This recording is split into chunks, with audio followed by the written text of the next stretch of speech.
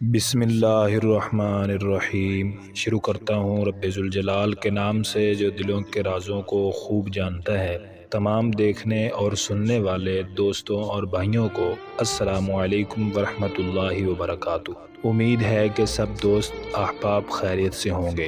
آج کا موضوع شروع کرنے سے پہلے میں آپ سے ایک چھوٹی سی گزارش کروں گا کہ اگر آپ نے ابھی تک چینل کو سبسکرائب نہیں کیا ہے تو سب سے پہلے چینل کو سبسکرائب کر لیں۔ شکریہ۔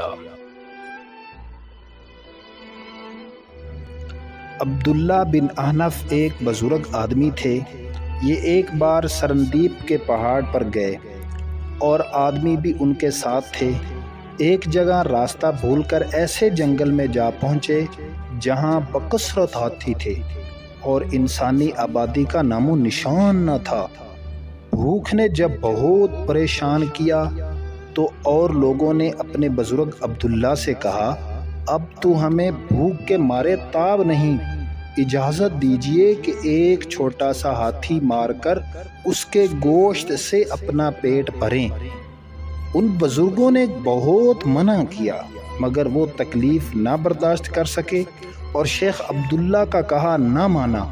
ایک ہاتھی کو مار کر اس کا گوشت خوب بھون بھون کر کھایا مگر شیخ عبداللہ نے ہاتھ بھی نہ لگایا۔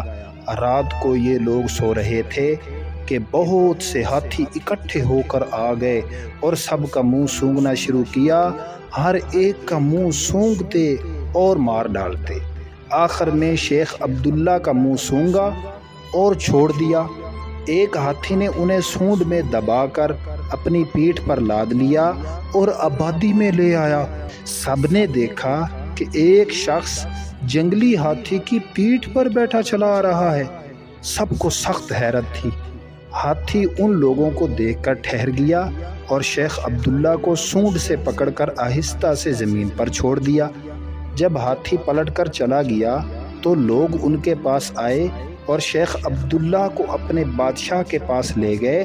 انہوں نے بادشاہ کو سارا قصہ سنایا۔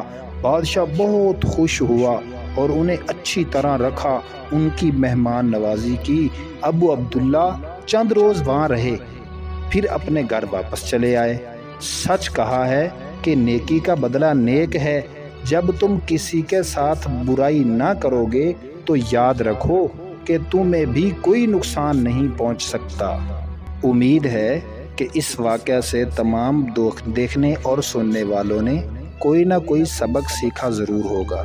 اگر ویڈیو پسند آئی ہے تو اس ویڈیو کو لائک اور شیئر کریں تاکہ آپ کے لیے بھی صدقہ جاریہ بن سکے۔